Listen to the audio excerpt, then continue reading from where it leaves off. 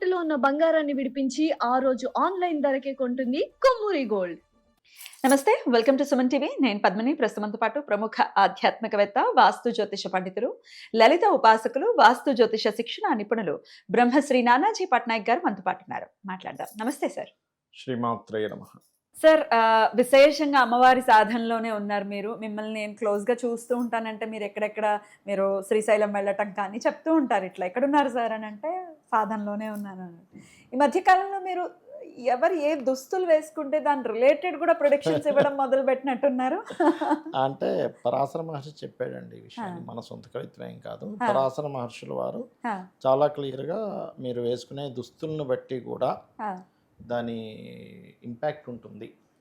అంటే మనకి నిమిత్తము అని ఒకటి ఉంటుంది. శాస్త్రంలో ఏముంటుందంటే, జ్యోతిష్ శాస్త్రంలో ఒక జాత చక్రం చూసి కేవలం చక్రాన్ని చూసి ప్రిడిక్ట్ చేయడం కాదు, చక్రము గోచారం, ఇప్పుడుండే గ్రహాలు ఏం చెప్తున్నాయి, ఇప్పుడుండే లగ్నం, ఇప్పుడుండే గోచార గ్రహాలు ఏం చెప్తున్నాయి, ఆ వచ్చే పర్సన్ వస్త్రం ఎలా ఉంది, అతని దాన్ని బట్టి ఇంకొచ్చిన అడుగుతున్నారు, అతను ఎలా కూర్చున్నాడు, స్టిఫ్ కూర్చున్నాడో, వంగినట్టుగా ఇలా కూర్చున్నాడో, లేదా ధ్యానంగా ఉన్నాడా, చెయ్యవేనా అంటే తల దగ్గర నుంచి ఇప్పుడు ఇలా మాటమాటికి అనుకుంటున్నాడు అంటే అతనికి లగ్న భాగం ఏదో ఎఫెక్ట్ ఎక్కువగా ఉంది అంటే ఆ పర్టికులర్ విషయం.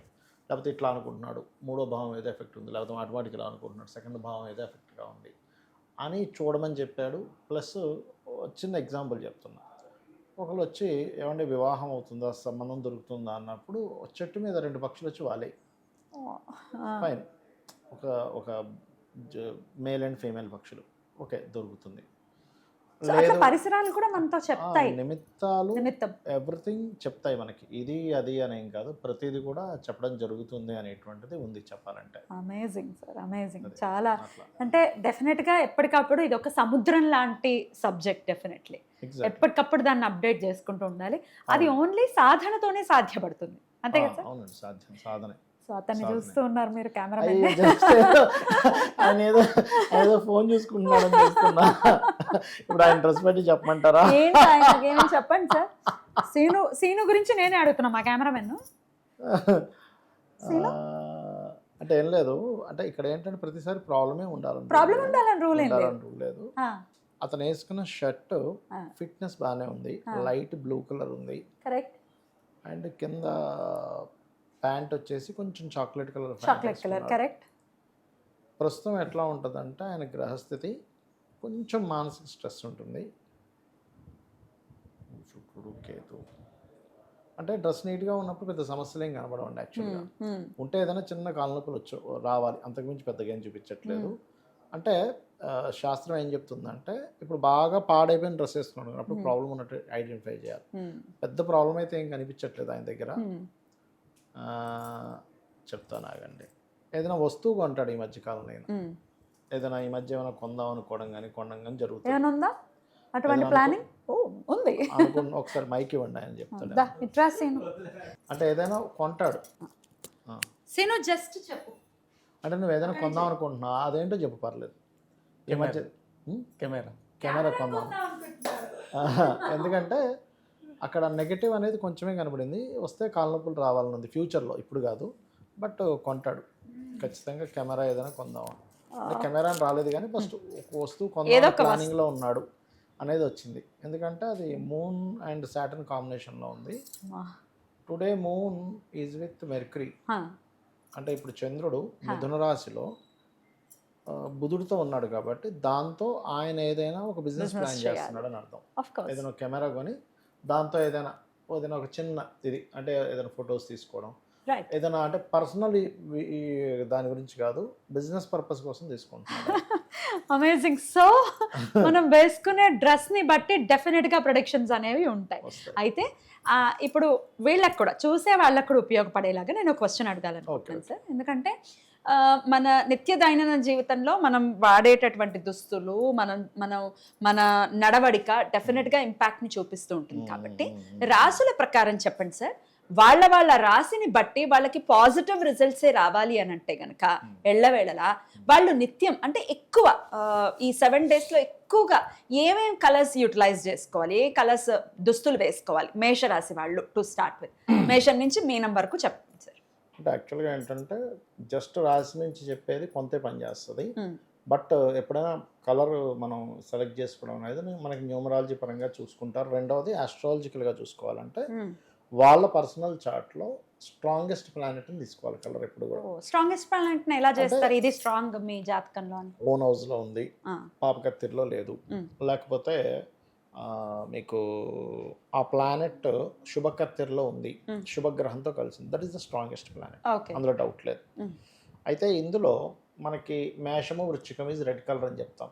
బట్ వాళ్ళ పర్సనల్ చార్ట్లో మార్స్ కనుక స్ట్రాంగ్గా ఉన్నాడు, రెడ్ కలర్ లైఫ్ కలిసి వస్తుంది బాగా. ఒకవేళ మార్స్ ఇబ్బంది పెట్టేటట్టయితే అప్పుడు అది వాడకూడదు. ఎప్పుడు వాడకూడదు?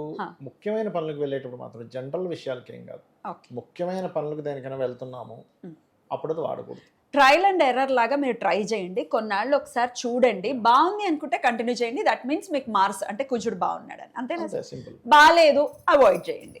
అలాగే వృషభము తులా ఉందనుకోండి, వృషభం తులాకి శుక్రుడు అధిపతి.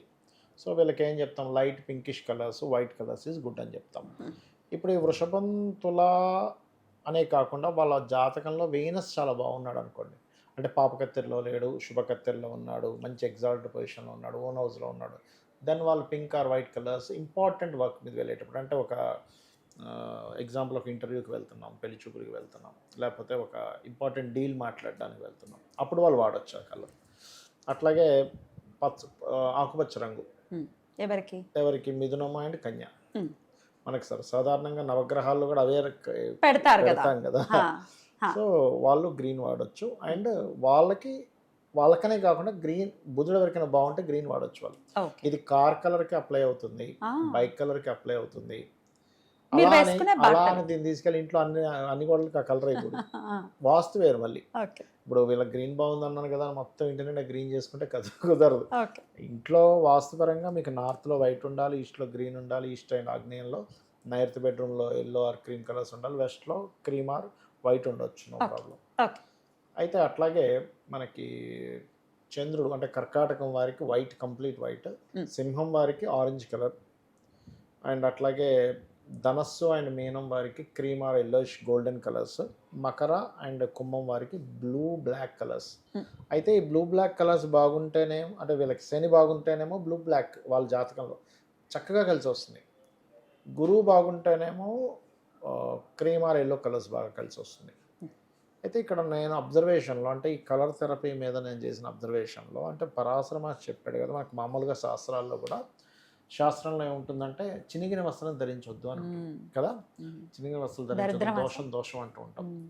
నేను దాన్ని ఆ ఒక్క పాయింట్ పట్టుకొని మహర్షి చెప్పాడు కదా అని దాని మీద ఒక రీసెర్చ్ చేయడం మొదలుపెడుతూ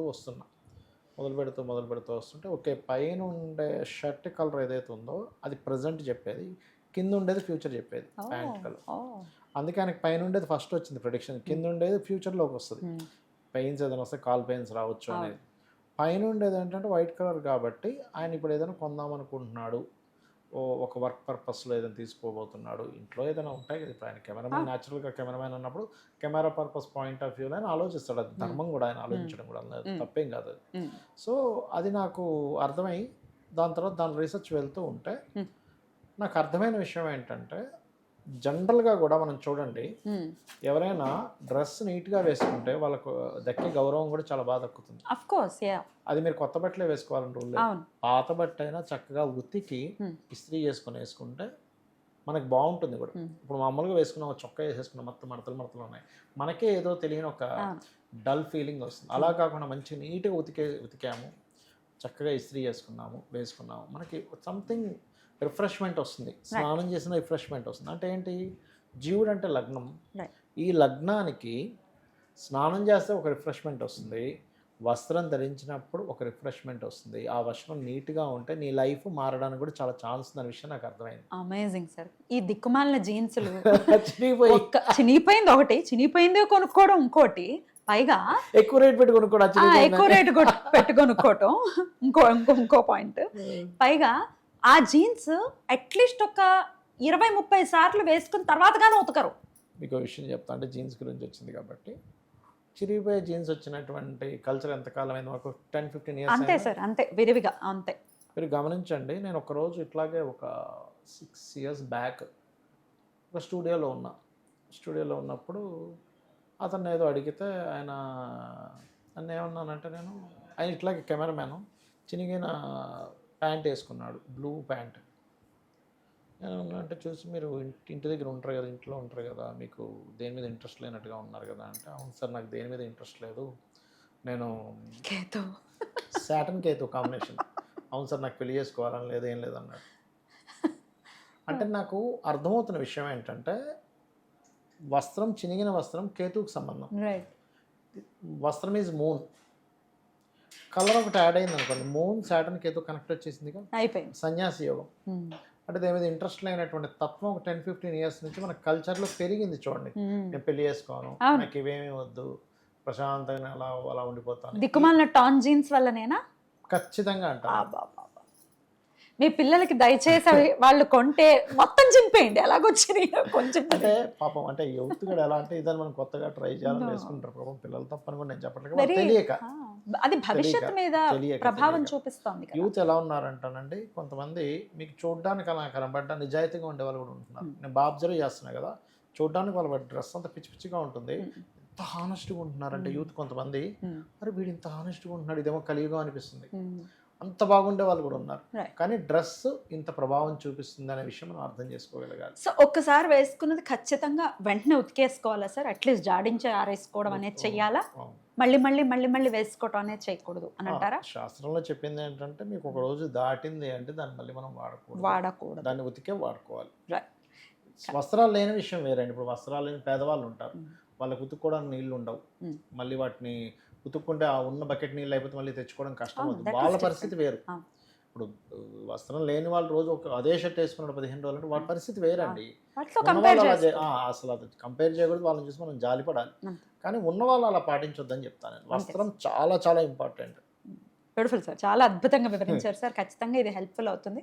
అలాగే ద్వాదశ రాశుల వాళ్ళు కూడా విరివిగా వేసుకోవాల్సినటువంటి కలర్స్ని కూడా చక్కగా సూచించారు. ఖచ్చితంగా వినియోగించుకోండి. Thank you sir. నమస్తే. శ్రీమాత్రే నమః.